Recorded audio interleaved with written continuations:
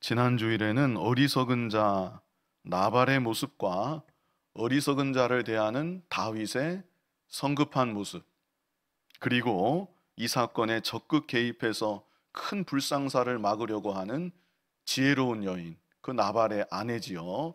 지혜로운 여인 아비가일의 모습에 대해서 그 일부를 보았었습니다. 나발은 그 이름의 뜻이 어리석다, 이런 뜻이라고 했습니다. 아버지가 그렇게 짓지는 않았을 것 같고, 아마도 주변의 사람들이 저자는 참 어리석은 자다, 이렇게 부르는 별칭과도 같은 이름이 아니었겠나 말씀을 드렸었습니다. 나발은 큰 부자였습니다. 그럼에도 주변 사람들로부터 존경받지 못했던 것이죠. 도리어 저 사람은 참 어리석은 자이다, 이렇게 여겨지는 사람이었던 것입니다. 실제 어리석은 미련한 나발의 모습을 우리가 지난 시간에 보았었는데요, 그것은 교만하고 이기적인 모습이었습니다. 교만하고 이기적인 모습. 누구든지 교만하면 그것이 바로 어리석은 것입니다. 또 누구든지 이기적으로 자기만 알면 그것이 바로 어리석은 것입니다. 먼저 나발은 교만했습니다. 그동안 자기 지경에 머물면서 자기의 많은 양떼들을 지켜주었던 다윗을 향해, 다윗이 누구냐? 이새의 아들이 누구냐? 요즘 종의 자리를 떠나서, 주인 곁을 떠나서 돌아다니는 그런 종들이 있다고 들었다, 이런 식으로 다윗을 심히도 무시하고 모욕을 했던 것입니다. 게다가 고난 중에 있는 이 어려운 다윗을 위해서 자기가 가진 많은 재산 중에 조금이라도 나누어 주려고 하지 않았습니다. 베풀려고 하지 않았던 것이죠. 그래서 나발이 어리석은 자인 것입니다. 오늘날 우리들은 이런 어리석은 자가 되지 말아야 합니다. 우리는 겸손한 자가 되어야 하는 것이고, 또 하나님께서 내게 주신 것을 다른 이들을 위해서 베풀고 나누는데 적극 사용할 수 있는 그런 지혜로운 자들이 되어야 하는 것입니다. 그리고 이런 나발을 대하는 다윗의 모습을 우리가 보았었는데요, 다윗은 성급했습니다. 나발을 통해서 모욕하는 말을 들을 때 심히도 분노해서 그 자기 휘하에 거느리고 있는 부하들에게 다 칼을 차라고 명령을 내리고, 자기도 칼을 차고 이제 나발의 집을 향해 나아가서 그 집안의 남자들을 다 죽이려고 결단을 했던 것입니다. 그 내용이 오늘 이 시간 본문 바로 위에 21절로 22절에 있는데요, 21절로 22절 제가 읽어드리면, 다윗이 이미 말하기를 내가 이자의 소유물을 광야에서 지켜 그 모든 것을 하나도 손실이 없게 한 것이 진실로 허사라. 그가 악으로 나의 선을 갚는도다. 내가 그에게 속한 모든 남자 가운데 한 사람이라도 아침까지 남겨두면 하나님은 다윗에게 벌을 내리시고 또 내리시기를 원하노라 하였더라. 아주 심히도 분노한 다윗의 모습을 우리가 볼 수 있습니다. 그런데 전에는 다윗이 이러지 않았습니다. 그일라 성읍에서 뼈아픈 배신의 아픔을 겪었을 때 다윗은 단 한마디, 섭섭하다는 말 한마디조차 하지 않았습니다. 그냥 조용히 그일라 성읍을 떠났던 일이 있었지요. 그리고 자신에게 지속적으로 악을 행하는 사울 왕을 향하여서 그 악을 악으로 갚으려 하지 않았습니다. 하나님이 재판장 되신다는 것을 굳게 믿고 하나님께 모든 것을 맡기고 자신은 사울 왕을 향하여 조금의 악도 행하지 않았던 것이죠. 그런데 나발을 대하는 다윗의 모습은 전혀 다른 모습입니다. 왜 그럴까? 우리가 지난 시간에 또 생각을 해보았었는데요, 근본적으로 인간은 다 거기인 것입니다. 큰 차이가 없습니다. 선하고 의로운 것 같은 다윗이었지만 상황이 조금 바뀌니까 다윗 안에도 사울의 모습이 보이는 것이고, 다윗 안에도 나발과 같은 모습이 보이는 것입니다. 그러나 그보다 더 중요한 것은 다윗이 기도하지 않았다는 것입니다. 그일라 성읍에 있을 때 다윗은 매 순간마다 하나님께 기도했습니다.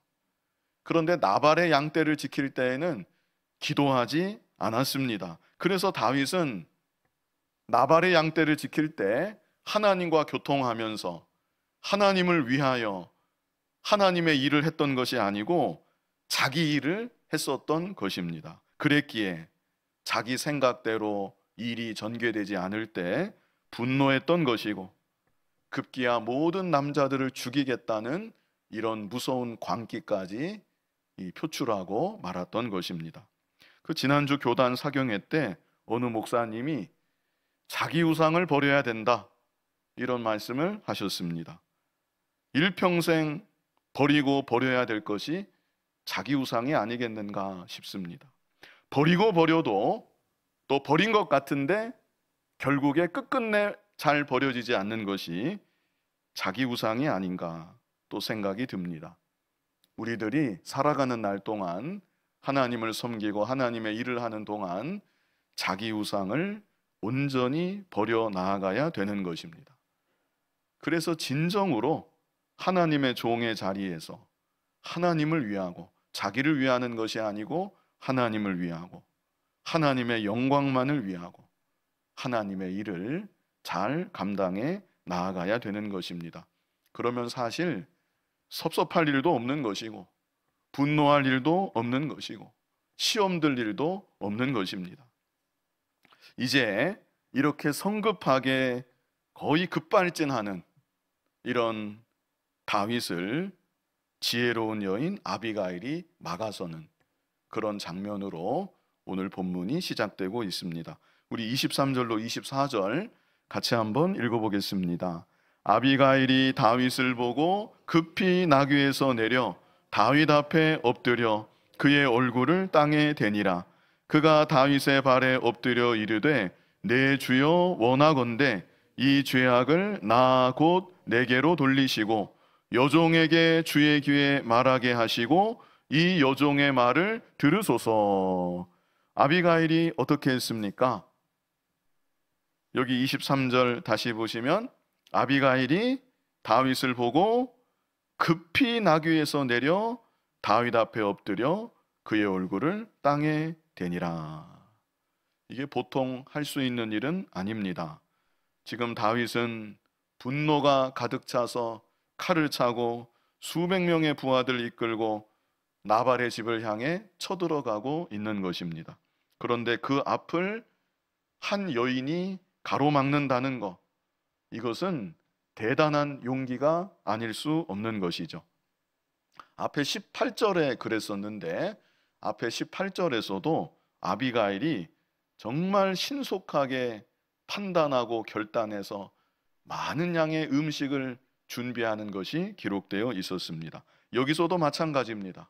참 아비가일은 신속하고 결단력이 있습니다.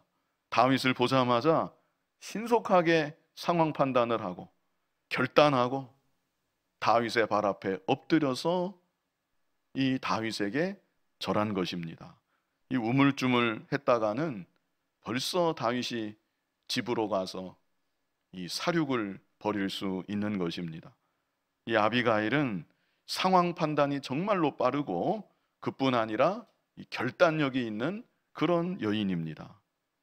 그래서 다윗을 보자마자 주저하지 아니하고 그 앞을 가로막고 여인의 몸으로 그 수많은 군사들 그 앞을 가로막고 엎드려 절하는 것이죠. 그러면서 하는 말이 여기 뭐라고 합니까? 네 주여, 이렇게 말을 시작하는데요. 이제 계속 보시면 다윗을 향해 주라고 연이어서 호칭합니다. 이것은 자신을 겸손하게 낮추는 것이고 다윗을 지극히 높이는 것이죠. 내 주여, 원하건대 이 죄악을 나 곧 내게로 돌리시고, 모든 허물을 자기에게로 다 돌리라는 것입니다. 이렇게 된 책임이 다 나에게 있다는 것입니다. 아비가일은 모든 상황의 책임을 자신이 지금 다 떠안고 있는 것입니다. 이 어리석은 남편, 미련한 자 나발은 상황이 어떻게 돌아가는지 전혀 모릅니다. 일만 저질러 놓고 다윗이 지금 쳐들어오고 있는지, 상황이 어떻게 돌아가고 있는지 나발은 전혀 모르고 있지만, 이 지혜로운 여인 아비가일은 벌써 모든 상황들을 신속하게 판단하고 다윗을 만나기 위해서 음식을 준비하고 여기까지 급하게 왔을 뿐 아니라 다윗을 보자마자 주저함 없이 엎드려 절하고, 이 모든 상황의 책임은 자기에게 있다고 자기에게로 모든 허물을 전가하고 있는 것입니다.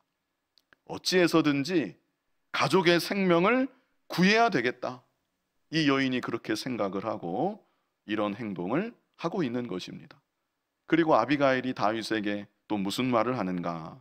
우리 25절 뜻을 생각하면서 25절 같이 읽어보겠습니다. 원하옵나니 내 주는 이 불량한 사람 나발을 개의치 마옵소서. 그의 이름이 그에게 적당하니 그의 이름이 나발이라. 그는 미련한 자니이다. 여종은 내 주께서 보내신 소년들을 보지 못하였나이다. 자, 한편으로 생각하면 어떻게 자기 남편에 대해서 이렇게 말할 수 있는가? 이런 생각이 혹 드실지 모르겠는데요. 이 상황을 우리가 알아야 됩니다. 지금 이 순간은 평범한 상황이 아니라 사느냐 죽느냐 이런 상황인 것이죠. 그것도 한두 사람의 목숨이 왔다 갔다 하는 것이 아니라 온 가족이 사느냐 죽느냐, 가문이 멸절하느냐 멸절을 면하느냐, 이것이 달려있는 정말로 위급한 그런 순간의 상황인 것입니다. 게다가 나발은요, 객관적으로 정말로 어리석은 사람이고 정말로 무례한 사람이고 정말로 악한 사람입니다. 아비가일이 그 사실을 너무나 잘 알고 있고, 아비가일만 아는 것이 아니라 이미 주변에 사는 모든 사람들이 그 사실을 다 알고 있습니다. 오죽하면 이름이 나발이겠습니까? 나발이라고 사람들이 불렀겠습니까? 지금 아비가일은 다윗에게 객관적인 사실을 말하고 있는 것입니다. 제 남편은 원래 그런 사람입니다. 그러니까 제 남편의 말에 대해서 다윗 당신께서는 분노하지 말아 주십시오. 원래 그런 사람입니다. 당신에게만 그런 것이 아니고 원래가 그렇게 악한 사람이고 미련한 사람이고 무례한 사람입니다. 그러니 당신께서는 제 남편의 말에 대해서 개의치 말아 주십시오. 아비가일이 이렇게 간곡히 다윗을 설득하고 있는 것입니다. 그리고 25절 끝부분을 보면요, 여종은 그랬죠. 여종은 누구입니까? 자신을 가리키는 것이죠. 다윗에게는 주인이라고 하고, 여기 여종은 바로 자기입니다. 여종은 내 주께서 보내신 소년들을 보지 못하였나이다. 이게 바로 자기 잘못이라는 것입니다. 제가 미처 당신께서 보내신 당신의 소년들을 맞이하지 못했습니다. 제가 만약 맞이했더라면 이런 일 자체가 일어나지 않았을 텐데 맞이하지 못했던 그것이 저의 잘못입니다. 그것이 저의 불찰입니다. 아비가일이 이 말을 하고 있는 것입니다. 그래서 아비가일이 일단 살기가 등등해서 이 나발을 향해 나아오는 다윗을 멈춘 것이죠. 그 면에서 분명히 성공했습니다. 사실 지금 다윗은 이성의 끈을 살짝 놓고 있는 상태인데 여차하면 바로 베어버릴 수도 있는 그런 상황입니다. 그런데 아비가일이 급하게 엎드리고 간곡하게 겸손하게 얘기하고, 그래서 다윗을 일단 그 자리에 멈출 수 있도록 아비가일이 막은 것입니다. 그리고 나서 이제 아비가일이 더욱 지혜로운 말로 다윗의 분노를 누그러뜨리고 다윗을 설득하는 내용이 계속 이어집니다. 뭐라고 설득을 하는가? 26절, 우리 26절을 같이 읽어보겠습니다. 내 주여 여호와께서 살아계심을 두고 맹세하노니 내 주도 살아계시거니와 내 주의 손으로 피를 흘려 친히 보복하시는 일을 여호와께서 막으셨으니 내 주의 원수들과 내 주를 해하려 하는 자들은 나발과 같이 되기를 원하나이다. 자, 여기 보시면요, 여기 그랬습니다.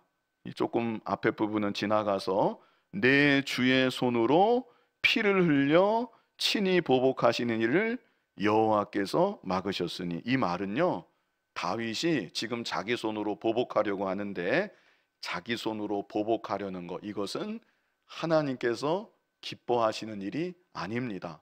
이런 의미가 내포되어 있는 말입니다. 내 주의 손으로 피를 흘려 친히 보복하신 일을 여호와께서 막으셨으니, 정말 다행이라는 그런 의미이죠. 그래서 다윗, 당신이 당신의 손으로 직접 보복하는 것, 그것은 하나님 앞에 바른 일이 아닙니다. 하나님께서 기뻐하시는 일이 아닙니다. 이런 의미가 이 안에 내포되어 있습니다.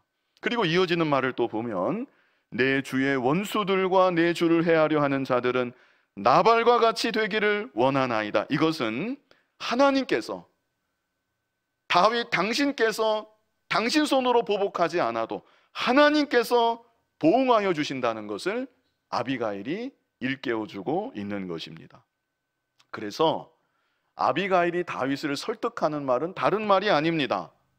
우리 앞에서 이미 보아왔는데, 원수 갚는 것은 당신이 할 일이 아니고 하나님께서 하시는 일입니다. 아비가일이 이것을 다윗에게 일깨워주고 있는 것입니다. 다윗도 이것을 모르는 바가 아니지요. 사실 지금까지 다윗이 살아온 인생이 이와 같은 인생이었습니다. 사울왕을 대할 때 이런 중심을 가지고 다윗은 사울을 대해왔던 것이고, 자기 입으로도 아비가일이 일깨워주는 이런 고백을 이미 했던 바 있었습니다. 그런데 지금 다윗의 모습은 그 고백과는 전혀 다른 모습을 잠시 보이고 있는 것이죠. 그런데 아비가일이 다윗 속에 있는 선한 양심을 일깨워주고 있는 것입니다. 선한 양심을 일깨워주는 그런 바른 말을 직선적으로 하면 기분 나쁠지 모르니까 좀 우회적으로 선한 양심을 일깨워주는, 이 아비가일이 이후로 하는 말 보면 다윗의 행적을 잘 알고 있고 다윗의 모든 면을 잘 알고 있다는 것을 알 수 있습니다. 다윗을 알기 때문에 다윗의 선한 양심을 일깨워주는 그런 말을 아비가일이 하는 것이죠. 원수 갚는 것은 당신이 할 일이 아니지 않습니까? 그 일은 하나님께서 하시는 일입니다. 오늘날도 지혜로운 자는요, 다른 사람의 선한 양심을 일깨워주는 그런 말을 하는 사람이 참으로 지혜로운 사람인 것입니다. 27절 보면 여종이 내 주께 가져온 이 예물을 내 주를 따르는 이 소년들에게 주게 하시고, 많은 음식을 준비했죠. 이것을 다 주게 하시고, 28절 같이 한번 읽어보겠습니다.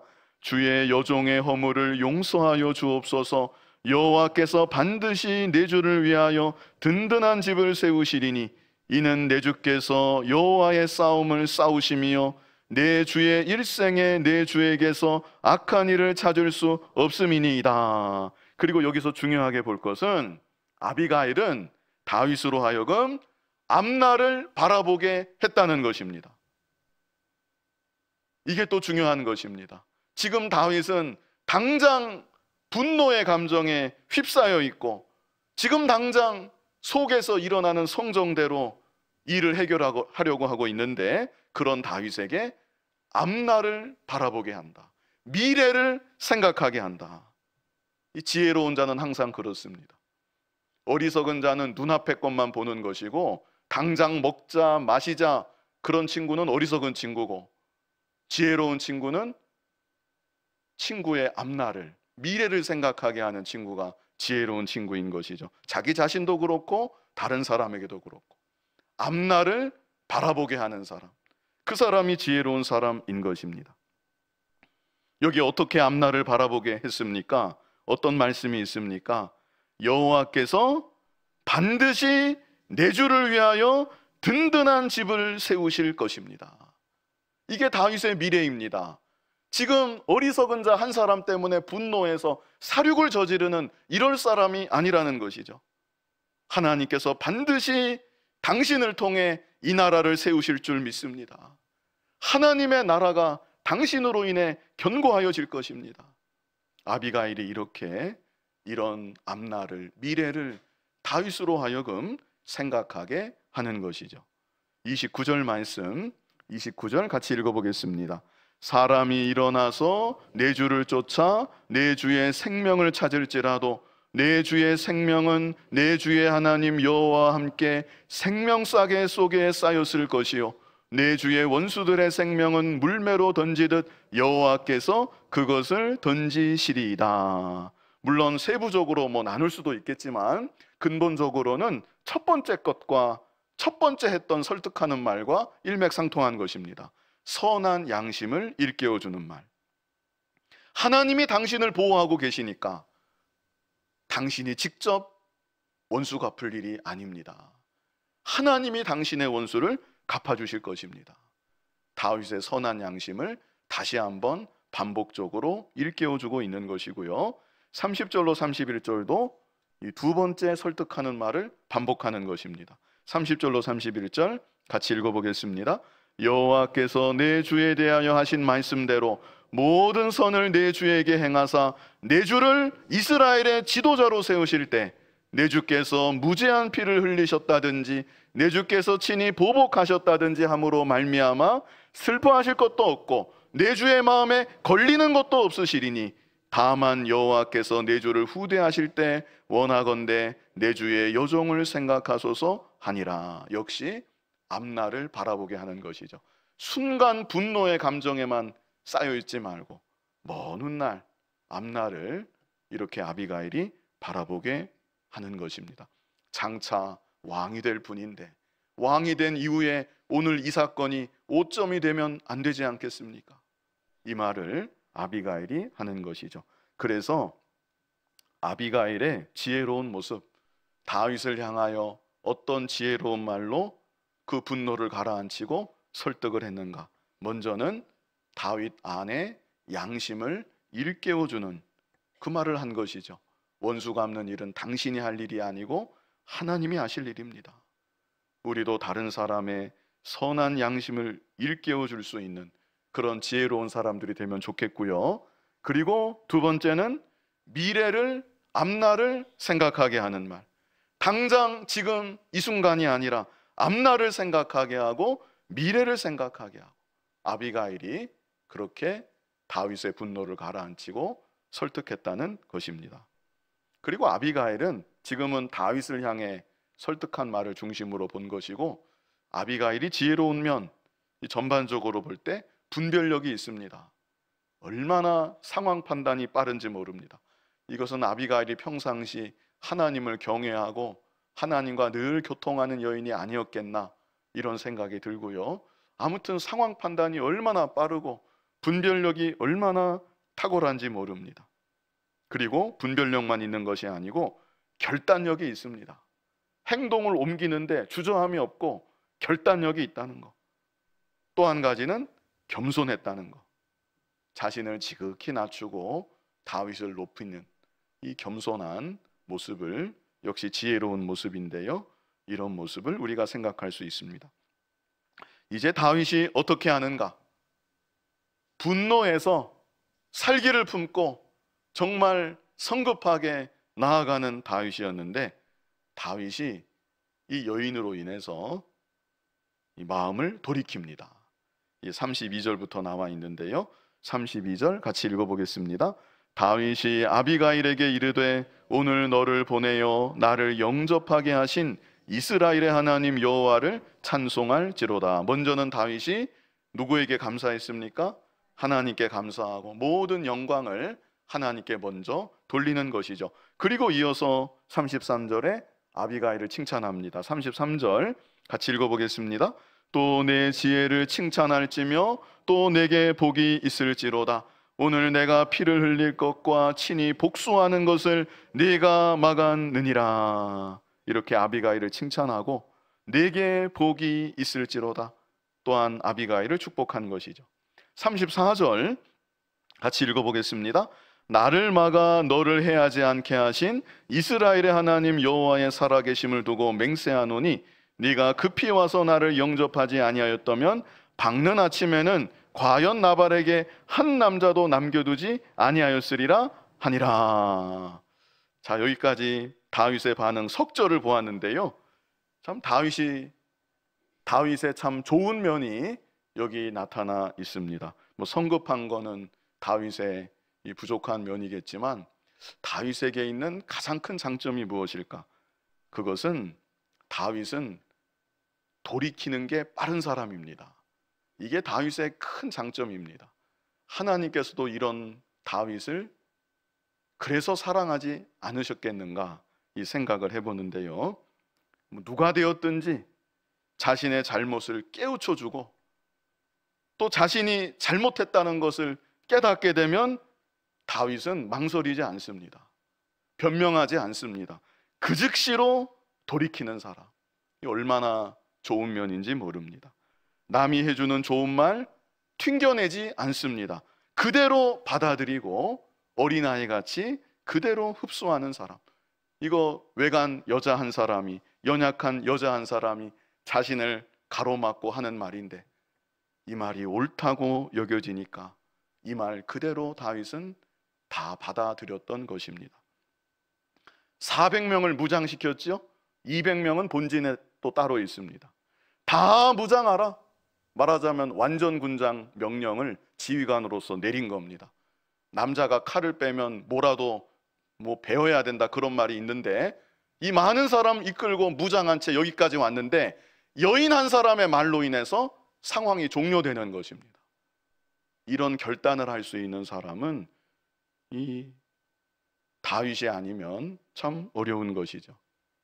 여기까지 왔는데 체면이 있지 나발의 집이라도 가서 나발만이라도 죽인다든지 아니면 좀 위협을 한다든지 그럴 수 있겠는데 내가 옳지 않았구나 이렇게 깨달아지니까 즉시로 돌이키고 여기까지 진행했던 모든 계획을 바로 이 자리에서 취소시키고 중지시킨 그런 다윗인 것입니다. 다윗이 나중에도 그렇습니다.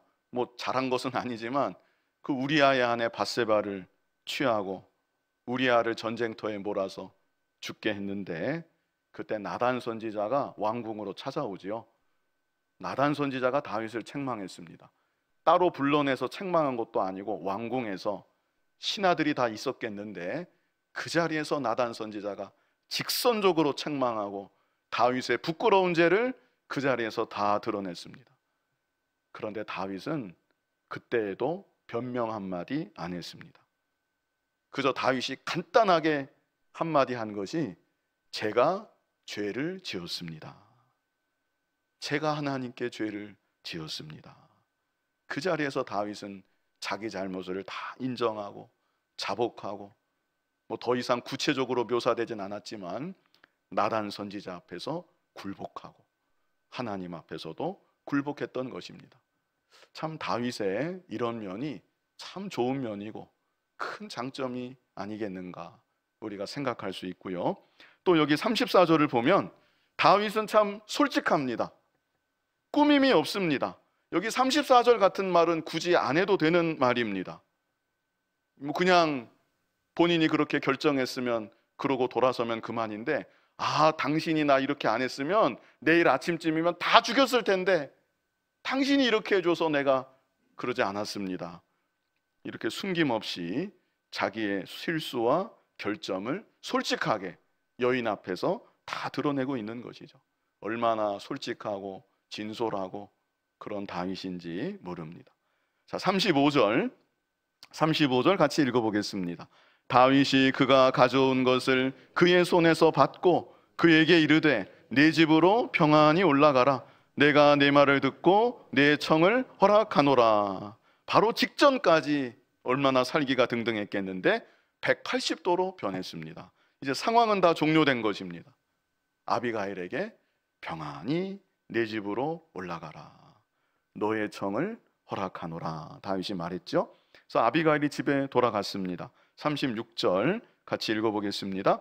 아비가일이 나발에게로 돌아오니 그가 왕의 잔치와 같은 잔치를 그의 집에 배설하고 크게 취하여 마음에 기뻐함으로 아비가일이 밝는 아침까지는 아무 말도 하지 아니하다가, 참 나발이 미련한 자는 미련한 자가 틀림없습니다. 아무것도 모릅니다. 무슨 일이 일어났는지 전혀 모르는 것이죠. 양털 깎는 날은 큰 축제의 날이라 그랬죠. 그래서 나발이 잔치를 베풀었는데 왕의 잔치와 같은 그런 큰 잔치를 베풀어 놓고 마음껏 먹고 마시고 취하고 그렇게 기뻐하고 있는 것이죠. 보통 여자였다면 당신 내가 지금 무슨 일을 겪고 왔는지 아십니까? 아마 대번에 이렇게 시작했을 것 같은데 아비가일은 아무 말도 하지 않았습니다. 자기의 공을 굳이 드러내지 않는 모습이라고 볼 수 있겠고요. 또 어떤 면에서는 나발의 수준이 그만큼 지금 상황도 그렇고 지금 말한다고 깨우칠 만한 그런 수준도 되지 않았다는 것을 우리가 또한 한편으로 생각할 수 있겠습니다. 이제 아침이 되어서 나발이 다 이제 깨어났을 때, 술도 다 깨어났을 때 이제 아비가일이 말해주지요. 37절 같이 읽어보겠습니다. 아침에 나발이 포도주에서 깬 후에 그의 아내가 그에게 이 일을 말하며 그가 낙담하여 몸이 돌과 같이 되었더니 큰 충격을 받은 것입니다. 그래서 보통 우리가 얘기하기는 심장마비가 아니었겠는가, 아니면 뇌졸중 아니었겠는가, 이렇게 보통 해석을 하고요. 그래서 그 후유증으로 몸을 움직일 수 없는, 여기 몸이 돌과 같이 되었다 그러죠. 온몸이 마비가 되는 그런 상황이 된 것이죠. 정말 큰 충격을 이 나발이 아비가일의 말을 들은 즉시 받은 것입니다. 그리고 결국 어떻게 되었는가? 38절 읽어보겠습니다. 한 열흘 후에 여호와께서 나발을 치심에 그가 죽으니라. 다윗은 자신이 직접 원수를 갚지 않았지만 하나님께서 친히 원수를 갚아 주시는 것입니다.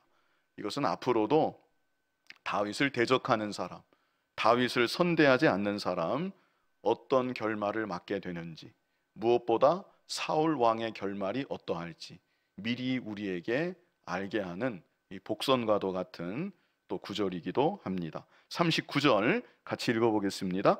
나발이 죽었다 함을 다윗이 듣고 이르되 나발에게 당한 나의 모욕을 갚아주사 종으로 악한 일을 하지 않게 하신 여호와를 찬송할지로다. 여호와께서 나발의 악행을 그의 머리에 돌리셨도다 하니라. 다윗이 아비가일을 자기 아내로 삼으려고 사람을 보내어 그에게 말하게 하매. 이제 다윗이 아비가일에게 정식으로 청혼을 하는데요. 40절 읽어보겠습니다. 다윗의 전령들이 갈멜에 가서 아비가일에게 이르러 그에게 말하여 이르되 다윗이 당신을 아내로 삼고자 하여 우리를 당신께 보내더이다 하니. 이 다윗 입장에서는 이렇게 지혜로운 여인이 내 곁에 있으면 참 좋겠다, 이런 생각을 충분히 했을 것입니다.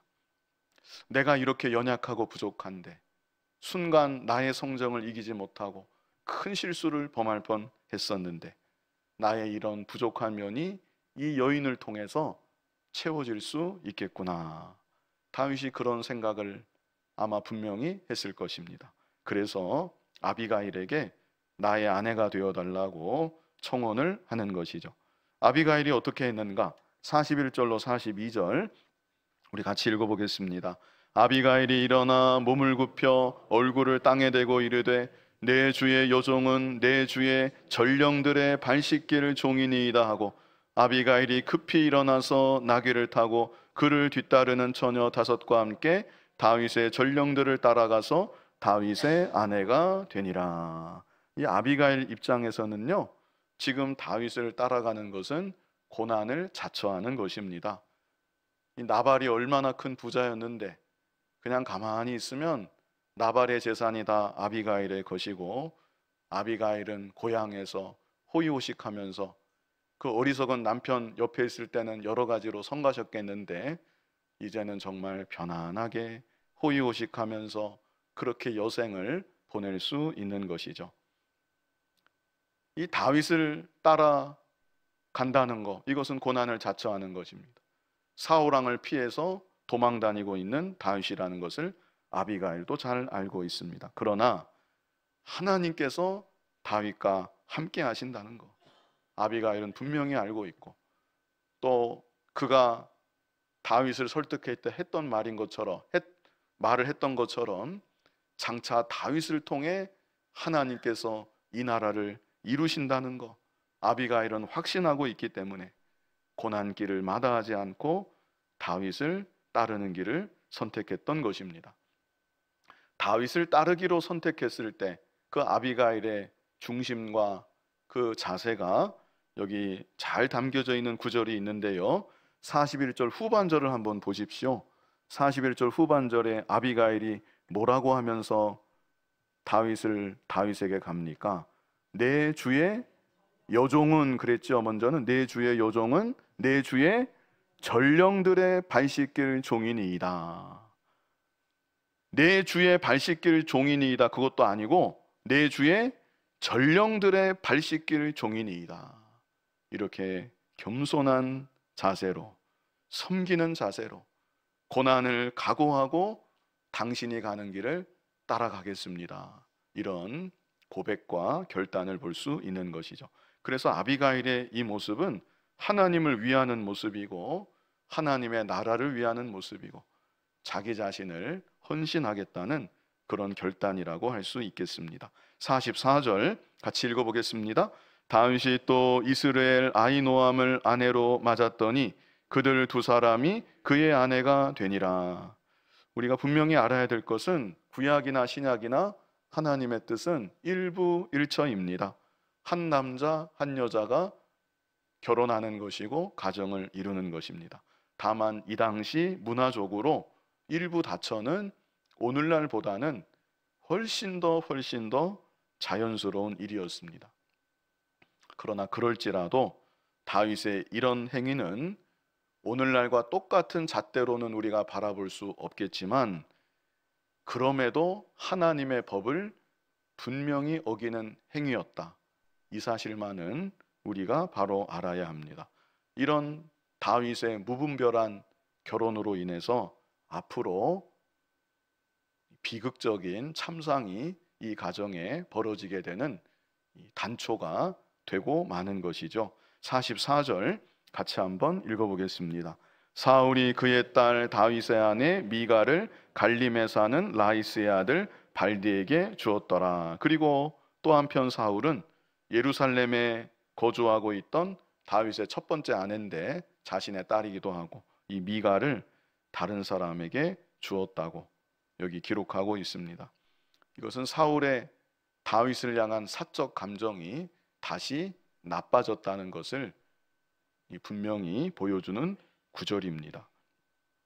우리 사무엘상 25장 보기 전 24장에 어떤 일이 있었습니까?